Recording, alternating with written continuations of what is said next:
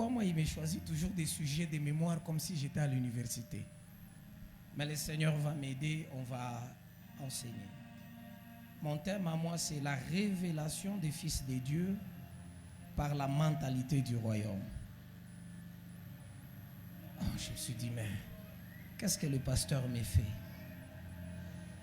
La révélation des fils de Dieu par la mentalité du royaume. Alors je commence. Le verset de base, c'est Romains 8, verset 19. Je le lis rapidement. La Bible dit, car la création attend avec un ardent désir la révélation des fils de Dieu. Rapidement, j'aimerais nous dire que ce verset, pour commencer, et pour qu'on se comprenne très bien, ce verset est une prophétie eschatologique. Ce verset ici est une prophétie eschatologique. Ça veut dire une prophétie de ce qui arrivera à la fin du temps. Quand Christ reviendra, en ce moment-là, les fils seront révélés. Et la création, d'autres versions disent la nature, verra ça. Pour le moment, je vais en faire une déduction d'enseignement. Parce qu'aujourd'hui, il est difficile qu'un chien reconnaisse un fils de Dieu. Il est difficile qu'un arbre reconnaisse un fils de Dieu. Il est difficile que la poule que tu as à la maison puisse te reconnaître comme un fils de Dieu. C'est ainsi que je vais en faire une déduction, parce qu'aujourd'hui, le Fils de Dieu, suivez-moi très bien, le Fils de Dieu, pour le moment, ne peut pas se révéler à la création. Est-ce qu'on est ensemble? Le Fils de Dieu, pour le moment, il ne peut pas se révéler à la création. Mais le Fils de Dieu se révèle aux humains. Mais le Fils de Dieu se révélera à la création quand le Christ viendra. C'est parce que quand vous lisez la Bible, Paul dit en ce moment même la corruption disparaîtra de la nature. C'est pourquoi j'ai voulu d'abord poser une base, parce que lorsque nous enseignons, nous devons toujours faire attention, parce qu'un jour, une des personnes qui est dans la salle tombera sur un autre enseignant et il lui dira, mais non, on nous avait dit. C'est pourquoi je commence par dire que ce verset est d'abord eschatologique. Maintenant, nous allons en faire une déduction. Alors, je vais en déduire pour venir à mon sous-thème. La révélation des fils de Dieu par la mentalité du royaume. J'explique d'abord la mentalité du royaume, c'est quoi? Si quelqu'un me suit bien, là où je vais aller, il sera clair. Parce que moi j'enseigne, je commence d'abord par les mots-clés. J'explique les mots-clés. Lorsqu'on s'est mis d'accord, j'entre dans mon développement et je vais maintenant dans l'applicabilité et je termine. Alors, quand on dit la mentalité du royaume, quand on parle de la mentalité, on parle de la façon de penser et d'agir. Qu'on se mette d'accord d'abord sur ça. Il y a une façon de penser et d'agir. C'est ce qu'on appelle la mentalité. C'est ainsi, quand vous venez à Lubumbashi, vous avez une mentalité. Lorsque vous allez en Mbuji-Mayi, vous avez une mentalité. Lorsque vous allez à Kinshasa, vous avez une mentalité. Je prends un exemple. Lorsque nous qui sommes en Mbuji-Mayi, nous sommes avec les chauffeurs des motos. Ils ont une mentalité. Mais lorsque nous venons ici, nous voyons le même chauffeur qu'il était là-bas. Ici, ils ont une autre mentalité. Ici, ils sont brutaux. Ils injurient, alors que d'où ils viennent, on ne les voit pas faire ça. Lorsque vous êtes sur la route, quand vous voyez un chauffeur, même s'il est bien éduqué, quelqu'un qui est au volant à Kinshasa est différent de quelqu'un qui est au volant à Lubumbashi. Est-ce qu'on s'est mis d'accord? C'est un problème de mentalité. La mentalité, même chez les pasteurs, elle est différente. Même chez les pasteurs. Même chez les prophètes, il y a des mentalités dites différentes. C'est ainsi, quand vous êtes dans la Bible, Vous regardez la mentalité de Jean-Baptiste et vous regardez la mentalité de Nathan. Vous voyez deux prophètes avec deux mentalités différentes. Jean-Baptiste était un prophète brutal, alors que Nathan était un prophète sage. Mais tous, ils disaient des choses qui venaient de Dieu. Bien aimé, ce qui différencie les hommes, les ministères, les entreprises, les pays, c'est la mentalité. C'est la mentalité. Alors, lorsqu'on dit la mentalité du royaume, on parle d'une mentalité qui s'est alignée sur les valeurs et les principes d'un royaume. Et ici, le royaume, c'est le royaume de Dieu. Ça veut dire, quand on parle de la mentalité du royaume, c'est qu'on parle d'une façon de penser, une façon d'agir qui se conforme aux valeurs divines, qui se conforme aux principes divins. Ça veut dire une façon de penser de l'homme dans lequel Dieu se voit. Une façon d'agir de l'homme dans lequel Dieu se voit. Et si nous disons que quelqu'un a la mentalité du royaume, ça veut dire que c'est quelqu'un qui, dans sa façon de penser et d'agir, il est dominé par le divin. Il est dominé par le Dieu. Il est dominé par la parole de Dieu. Est-ce qu'on est ensemble? Première fondation. Deuxième fondation, on parle de la révélation. Bien aimé, lorsqu'on dit révélation, ça va dire premièrement trois mots. La révélation veut dire la communication. La révélation, deuxièmement, signifie la découverte. La découverte. La communication, bien aimé, si on ne te communique pas, tu ne sauras pas. Une chose qui ne t'est pas communiquée, tu ne le sauras jamais. Ça veut dire, tant qu'il n'y a pas de communication, il n'y a pas de révélation. Est-ce qu'on est ensemble? La révélation, troisième mot, ça signifie la manifestation. Bien aimé, tant qu'il n'y a pas de manifestation, il n'y a pas de découverte. C'est ainsi, lorsque on veut parler de révélation, il faut qu'il y ait une manifestation. En d'autres termes, quand on parle de la révélation des fils de Dieu, ça veut dire tout simplement, il y aura manifestation des fils de Dieu, mais qui sera une découverte pour ceux qui ne sont pas fils de Dieu. Est-ce qu'on est d'accord? Est-ce que c'est bon comme ça? Peut-être je vais chauffer. Moi, je ne chauffe pas souvent comme ça. Moi, je vais d'abord calmement. Ça veut dire qu'il y a des gens qui vivent quelque part.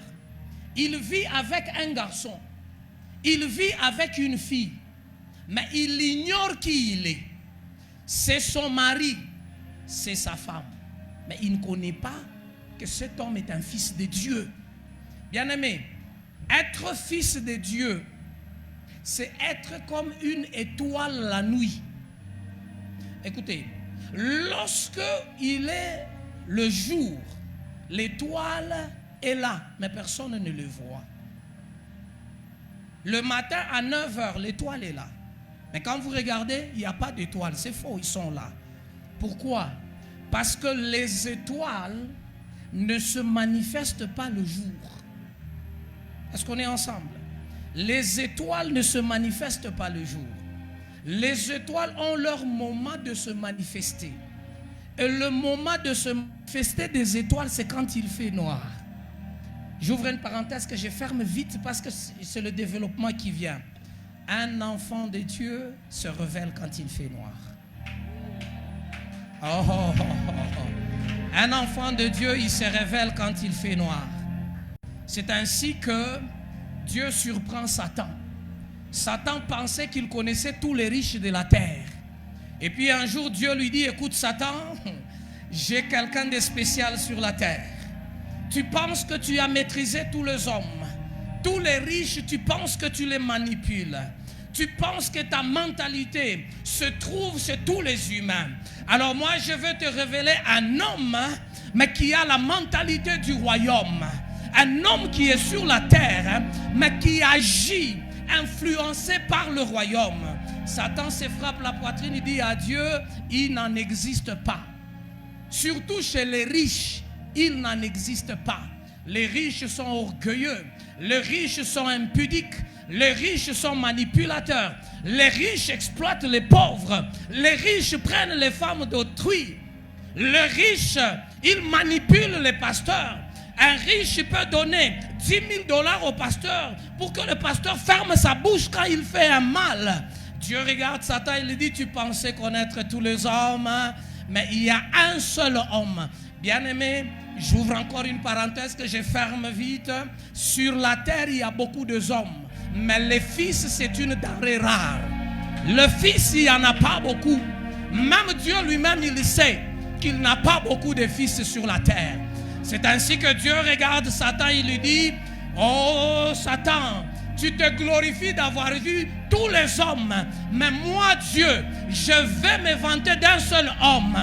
Bien-aimé, le diable a des hommes, mais Dieu a un seul homme. Un seul peut faire la fierté de Dieu. Un seul. Un seul peut faire que Dieu frappe la poitrine devant le royaume de Satan. Bien-aimé, parfois, beaucoup de parenthèses moi ici. J'ouvre encore une autre parenthèse. Je m'excuse de n'avoir pas fermé les autres. On va les fermer ensemble. Écoute, un pasteur ne doit pas être fier de beaucoup de voitures dehors. Un pasteur ne doit pas être fier de beaucoup d'argent dans le panier. Un pasteur doit être fier d'une seule personne qu'il a réussi à amener dans la mentalité du royaume. La fierté d'un pasteur, ce n'est pas d'avoir eu du succès. La fierté d'un pasteur, ce n'est pas d'avoir construit, mais c'est d'avoir amené les hommes à la mentalité du royaume. Dieu dit à Satan, écoute, j'ai un seul homme. Est-ce que tu connais Job? Est-ce que tu connais Job? Satan dit, quel Job? Dieu dit, ok, Job c'est une étoile. Comme il fait jour, c'est pourquoi tu discutes avec moi. On va rendre les choses noires et Job va briller. On va rendre les choses noires et Job va briller. Tu discutes avec moi parce que nous sommes le jour. Dieu dit à Satan, écoute, bien-aimé Dieu, quand il donne mandat à Satan, même au nom de Jésus, vous ne le chasserez pas jusqu'à ce que sa mission termine.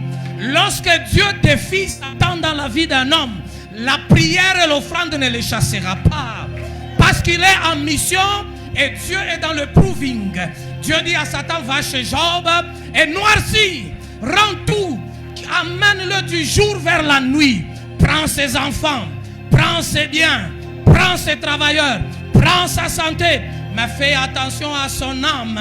Bien-aimé, j'aimerais dire à quelqu'un, quand Dieu place des limites à Satan, Satan les respecte. Ou dans les fils, il y a des limites que Satan ne peut pas franchir. Dans les fils, Satan peut agir, mais jusqu'à un certain niveau. Parce que Dieu permet à Satan des épreuves que pour révéler le fils, mais jamais pour tuer le fils.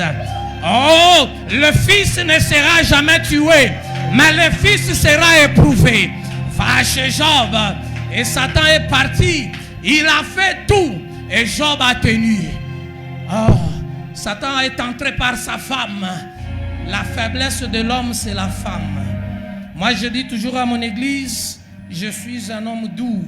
Jusqu'à ce qu'on touche à ma femme, l'onction de Samson m'est saisie. Oh, oh, oh. Quand on touche à ma femme, l'onction de prédication fuit. L'onction de Samson descend. Parce que quand il s'agit de la femme, l'onction change. La Bible disparaît, les biceps apparaissent. Oh, bien-aimé, attention avec la femme. Elle peut faire paraître les biceps là où la Bible existait. Alors, bien-aimé, la femme vient dire à Job, maudit Dieu et meurt. Job dit, je ne le ferai pas. Regardez comment ses fils se réveillent. Il dit, je sais que j'ai tout perdu. Je sais que je ne suis plus beau. Je sais que je n'ai plus la santé. Je sais que je suis en faillite. Je sais que je ne suis rien. Mais il y a une vérité. Moi ici, je suis sur la terre, mais je suis du royaume. Alors je te déclare, mon Rédempteur est vivant. il se lèvera le dernier. Et voilà la révélation de la mentalité du royaume. Bien-aimé, est-ce que tu as la mentalité du royaume? Moi, je vois des gens, quand il fait noir, la mentalité fuit, Seigneur. Et on zambikayo. Oui, ni Mungu aje. Hein? Mina mutumikia. Mina mupa maofrande. Angalia bibi kuninifikia. Njo Mungu afa bien huyu, mine biacha. Bien-aimé, la mentalité du royaume, c'est de glorifier Dieu quand il fait nuit, le bénir quand il fait jour, l'élever quand il fait noir. Voilà la mentalité. Bien-aimé, la révélation, c'est montrer ce que les gens ignoraient. Oh, un fils de Dieu. Bien-aimé, le mot fils a été appliqué sur Jésus. Jésus a porté 3 noms de fils. Jésus est fils 3 fois. Est-ce que vous le savez? Mais je ne vais pas entrer dans les 2. Moi, je vais prendre seulement un. Les 2 là, je parle comme les prophètes. Mais Joanne, vous allez compléter.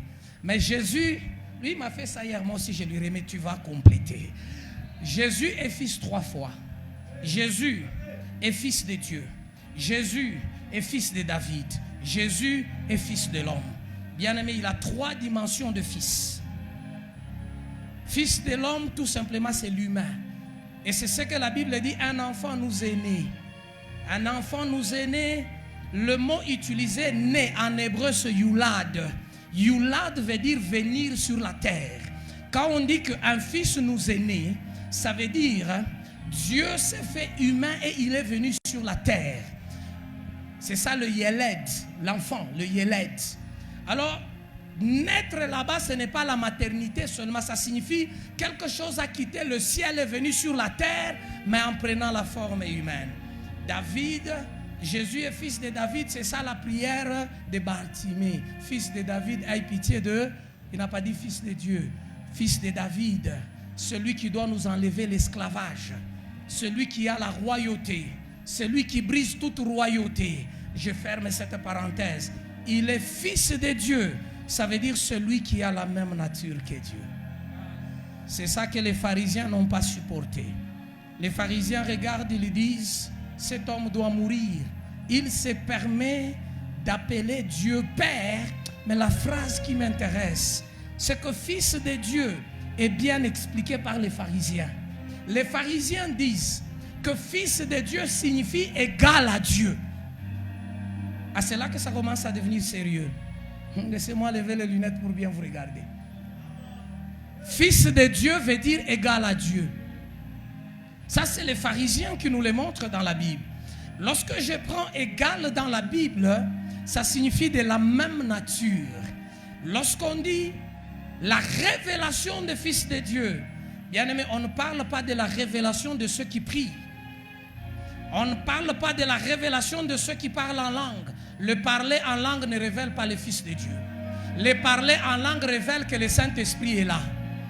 Le parler en langue révèle que le Saint-Esprit est là. Prêcher ne révèle pas le Fils de Dieu. La prédication révèle qu'un ministère est là. Et le ministère, c'est un service que Dieu donne à un homme. Oh bien-aimé, tu peux prêcher sans être fils de Dieu. Oh, je te le révèle encore aujourd'hui. Prophétiser ne signifie pas que tu es fils de Dieu. Parce que prophétiser, c'est avoir une capacité spirituelle de voir dans l'invisible et de proclamer. C'est le domaine de la prédiction. Oh bien-aimé, quelqu'un a prophétisé. Mais Paul lui a dit, j'accepte la prophétie, mais je ne te reconnais pas comme fils de Dieu.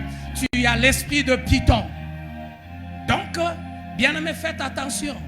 Ce n'est pas parce que je t'ai imposé la main que tu es tombé que je suis fils de Dieu. Je te révèle une chose. La puissance a plusieurs origines. La puissance, c'est d'un domaine de plusieurs origines. Je répète encore, la puissance, c'est un domaine de plusieurs origines. Écoutez, dans la puissance, il y a les miracles. Tu peux être enrichi par une puissance, mais qui n'est pas de Dieu. C'est ainsi aujourd'hui. Il y a même des millionnaires que Dieu ne connaît pas. Est-ce que je peux encore parler? Il y a des gens qui font de grandes affaires, mais que Dieu ne connaît pas. Parce que ce qu'il a, quand Dieu regarde dans son dépôt, tout est là. Mais comment lui, il a ce qui est encore dans le dépôt? Parce que Dieu n'est pas le seul qui a un dépôt. Il existe 2 dépôts dans le monde spirituel. Il y a le dépôt divin, il y a le dépôt satanique. Mais écoutez la différence. Dans le dépôt divin, c'est l'original. Dans le dépôt satanique, c'est la photocopie. C'est comme vous avez des iPhones. Il y a des originaux. Écoutez, Satan, c'est un Chinois.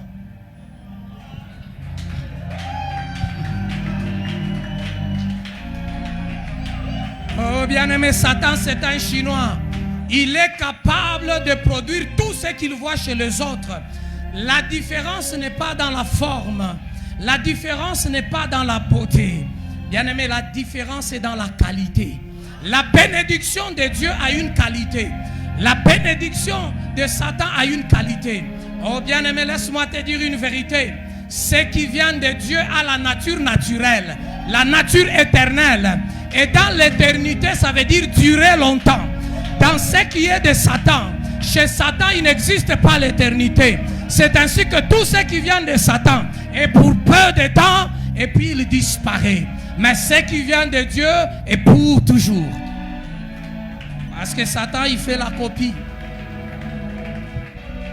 Bien-aimé, dans le domaine de puissance, il y a plusieurs. J'y vais pour finir dans le temps. Écoute-moi, bien-aimé. Quand on dit fils, Ésaïe dit un enfant nous est né, un fils nous est donné. Dans l'enfant qui est né, il y a un fils qui nous est donné. Maintenant, regardez. Dans l'enfant qui est né, il y a un fils qui nous est donné. Le fils, lui, il n'est pas né. Il nous a été donné. Mais Dieu lui a donné un emballage. C'est comme on m'a donné de l'eau, mais dans la bouteille. L'enfant, c'est la bouteille. Mais le fils, c'est l'eau. Est-ce que quelqu'un comprend ça? Voici l'enfant. C'est sur l'enfant qu'il est écrit Canadien. Bien aimé, c'est sur l'enfant qu'il est écrit Jésus. Mais là-dedans, il y a l'eau. Ça veut dire quoi? Quand vous regardez, c'est Jésus. Mais là-dedans, c'est Dieu. Là-dedans, c'est Dieu. C'est l'emballage qui s'appelle Jésus. Mais l'intérieur s'appelle Dieu. Alors quand Dieu a voulu se donner, il a cherché un emballage. C'est pourquoi l'enfant est né. Laissez-moi te révéler encore une chose. Quand on dit naître, ça veut dire aussi fabriquer, produire et puis présenter. Parce qu'un enfant est une production. C'est ainsi que Dieu a pris l'enfant et l'a produit dans une usine qui s'appelle Marie. Parce que l'enfant doit être produit. Parce que, oh bien-aimé, écoute un peu. Hervé, viens, je vais te donner de l'eau. Viens ici, je te donne de l'eau. Ici, je te donne de l'eau. Mets les mains, je te donne. Regarde les gens, je te donne de l'eau. Tourne, prophète. Je vais te donner de l'eau. Je te donne de l'eau. L'eau est partie où? Maintenant, regarde. Prophète, je te donne de l'eau. Si Dieu n'avait pas pris la forme de Jésus, il allait disparaître. Personne n'allait le voir. Personne n'allait le sentir. Oh, il lui fallait une forme dans laquelle on pouvait le toucher. Oh, bien-aimé, Dieu, il est comme l'eau et Jésus, c'est sa bouteille. Si vous les séparez, personne ne les prendra. Bien-aimé, vous ne pouvez pas prendre Dieu en dehors de Jésus. Vous ne pouvez pas prendre Dieu en dehors de Jésus. C'est ainsi, écoute bien-aimé, c'est le Fils dans l'enfant. Quand le Fils s'est révélé, on a vu Dieu. Bien-aimé, quand le Fils qui est en nous se révélera, on verra Dieu. Ah, bien-aimé, il y a un Fils qui doit se révéler. Vous savez, ça nous est arrivé aussi. Dieu nous regarde. Il dit, il y a des enfants qui doivent naître. C'est ainsi que Dieu dit, l'enfant c'est la production. Dieu dit, je vais créer une usine de production. Et l'usine de production, c'est l'église. L'église produit les enfants. Dans les enfants, Dieu donne le Fils. Oh, bien-aimé. Nous, quand nous allons avec l'évangélisation, c'est pour produire les enfants de Dieu.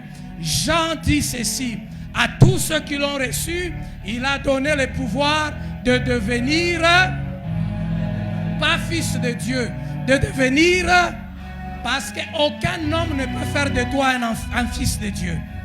L'église fera de toi un enfant, mais le fils, il n'y a que Dieu qui les donne. C'est ainsi maintenant. Nous avons été enfants de Dieu. Dieu a mis en nous le Fils. Mais quand les gens nous regardent, ils nous voient comme des gens qui vont à l'église. Ils nous voient comme des gens qui chantent. Ils nous voient comme des gens qui prient. Ils nous méprisent. Diminue un peu là-bas. Ils nous méprisent. Ils nous regardent. Il est pasteur. Il est prophète. Il a quoi lui? Oh, attention. Dans cette personne que tu vois aller à l'église, il y a un fils. Quand ce fils se révélera, les hommes trembleront. Laissez-moi sauter pour finir. Je vous raconte une histoire. Une femme était en train de regarder. Chaque jour, elle sortait. Elle se mettait à son balcon. Et elle voyait un homme passer. Premier jour, l'homme passe. Deuxième jour, l'homme passe. Troisième jour, l'homme passe. Quatrième jour, l'homme passe. Cette femme appelle sa sentinelle. Dit, viens. Cet homme qui passe toujours par ici, qui il est? Sentinelle dit, il s'appelle Élie. Non, je me suis Élisée. Élisée. Ce n'est pas quelqu'un de cette ville. Dit non, il vient souvent. Suivez-moi bien, je finis ici. Il vient souvent. La femme dit ok, mais il fait quoi exactement? La sentinelle lui dit, c'est un prophète. La femme dit, un prophète, un homme de Dieu. La femme commence à l'observer. Elle commence à chercher les témoignages. Tout le monde lui dit, c'est un prophète de Dieu. Cette femme un jour arrête Élie. Elle dit, écoutez, homme de Dieu, je m'excuse. Je suis la femme qui habite ici. Élisée regarde une belle femme, très riche, habitant dans une très grande maison. Élisée dit, madame, qu'est-ce que je peux faire pour vous? La femme dit, écoute, moi je soutiens souvent les hommes de Dieu. Je soutiens les hommes de Dieu. Alors je ne sais pas comment tu fais pour manger. À partir d'aujourd'hui, commence à venir manger chez moi et puis tu vas exercer ton ministère. Ok? Le prophète commence à manger. La Bible ne nous dit pas combien de temps il a mangé. Il mangeait lui et son serviteur. L'histoire commence des révélations ici. Écoute, j'ouvre une parenthèse et je te dis, lorsque les gens reconnaîtront ton ministère, ils te soutiendront. Ils te soutiendront. On ne soutient pas quelqu'un tant qu'on n'est pas convaincu de son ministère. Sinon, tu vas soutenir et puis tu vas pleurer.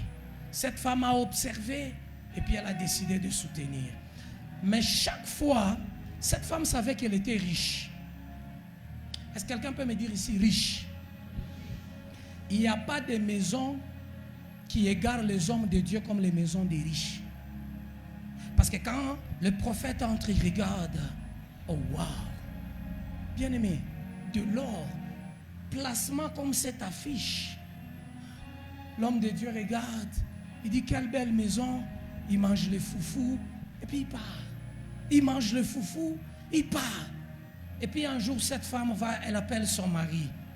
Chérie, viens. Viens. Tu vois cet homme qui mange chez nous, je l'ai observé. Je l'ai regardé. Tu sais que nous sommes riches.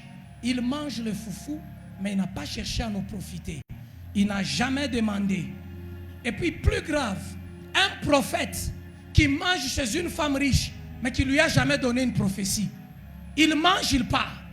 Il mange, il part. Il mange, il part. Bien aimé, il y a des maisons. Mangez, mais ne prophétisez pas. Il y a des personnes, tu le croises, tu pries pour lui, mais ne demande rien. Tu pries, tu pars. Bien aimé, il y a des églises, on t'invite, tu prêches, tu pars. Bien aimé, un fils de Dieu se révèle par sa mentalité. Élisée avait une mentalité. Il ne tremblait pas devant le bien. Il ne tremblait pas devant la richesse de cette femme. Tu m'as dit de manger, alors moi je vais faire quoi? Je vais manger. Et cette femme appelle son mari, viens. Tu vois cet homme ici. Je l'ai observé, j'ai découvert. Vous vous rappelez, je vous ai dit, suivez-moi bien au début. Quand j'enseigne, les mots que j'ai dit calmement au début ont de la puissance vers la fin. Parce que se manifester, c'est amener quelqu'un à découvrir. Élisée a manifesté sa mentalité. La mentalité. La mentalité. La mentalité d'un homme réservé. La mentalité d'un homme qui ne s'embrouille pas. La mentalité d'un homme qui respecte le bien d'autrui. Cette femme dit à son mari, viens. Tu vois cet homme ici, j'ai découvert une chose. Il n'est pas prophète. Il n'est pas prophète. Son mari dit, comment? Mais moi, il dit, il n'est pas prophète. Dis-moi d'abord, il n'est pas prophète. Même si tu doutes, toi, dis, Élisée n'est pas prophète. Je sais que dans ta Bible, c'est écrit, il est prophète. Mais moi, répète ce que moi je t'ai dit. Élisée n'est pas prophète. Oh, vous me regardez. Il est venu nous enseigner quoi? La Bible dit qu'Élisée est prophète. Lui, il nous dit qu'Élisée n'est pas prophète. Je le dis, saisi par le Saint-Esprit, rempli de Dieu lui-même, Élisée n'est pas prophète. C'est cette femme qui nous dit, il dit, cet homme ici n'est pas prophète. Il est un saint prophète de Dieu. Il n'est pas prophète. Il est un saint prophète. Voilà la différence. Et la femme change. Elle dit, parce qu'il est saint, il ne va plus manger ici. Il va habiter ici. Quand on a vu son ministère, il a mangé. Quand on a découvert sa sainteté, il a habité.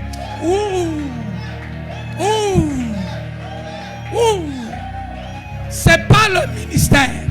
Bien-aimés, les gens vous soutiendront quand ils verront votre ministère. Mais quand ils découvriront votre sainteté, ils vont habiter avec vous. Vous allez habiter avec eux. Cet homme est un saint homme de Dieu, un saint prophète. C'est ainsi que cette femme a dit, je ne le mélange pas, je lui construis en haut. Bien-aimé, le jour où on découvre ta sainteté, on ne te mélange pas, on t'élève. Bien-aimé, même ton chef au travail, le jour qu'il découvre que tu es saint, il t'élève dans son cœur. Le jour que ta femme découvre que tu es saint, elle t'élève dans son cœur. Elle ne te mélange plus. Le jour que les gens découvrent que ça, ce n'est pas un kiosque, c'est un saint kiosque, on t'élève dans les quartiers. La mentalité de la sainteté révèle les fils de Dieu.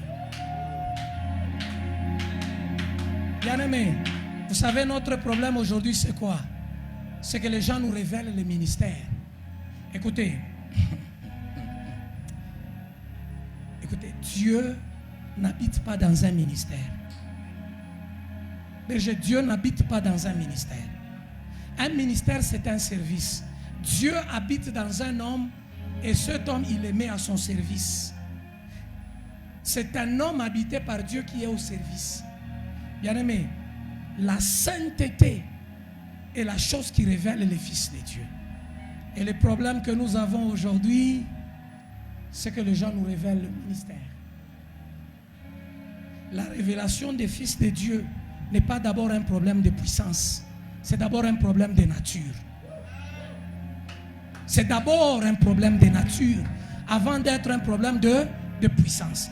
Parce que Dieu n'est jamais puissant dans la saleté. Dieu n'est jamais puissant dans l'adultère. Dieu n'est jamais puissant dans le mensonge.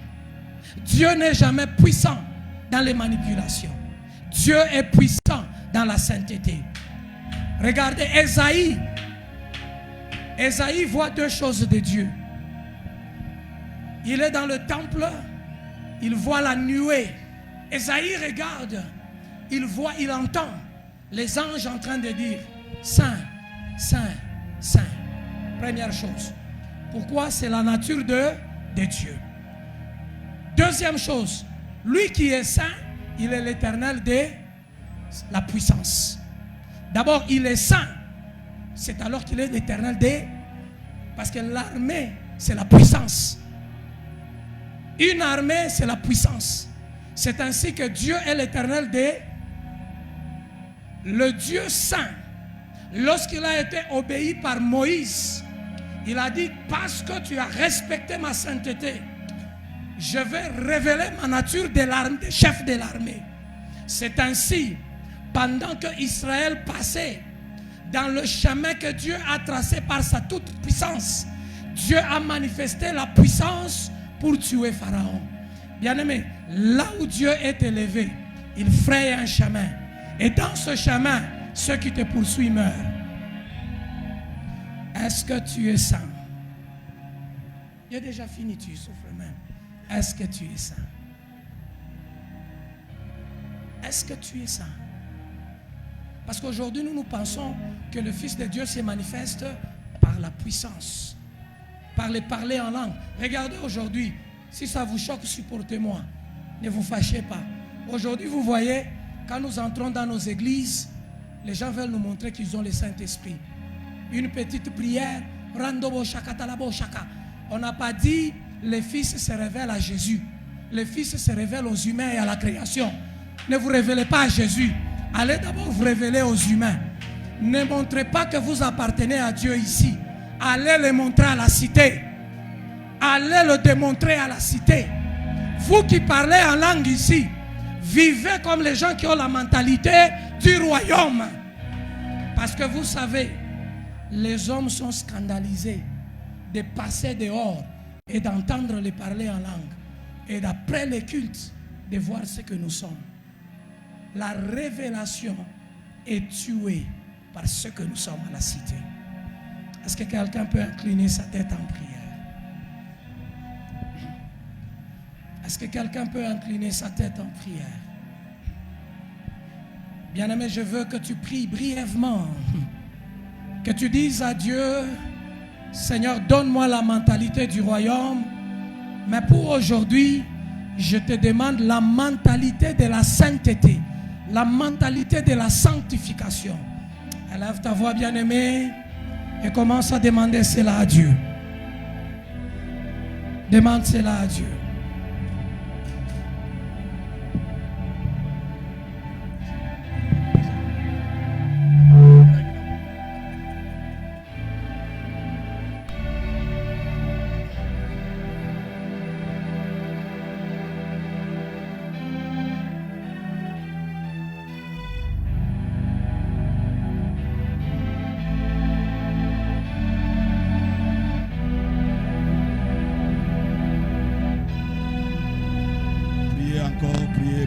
Omba. Monte encore en prière, monte encore en prière. Monte encore en prière, encore.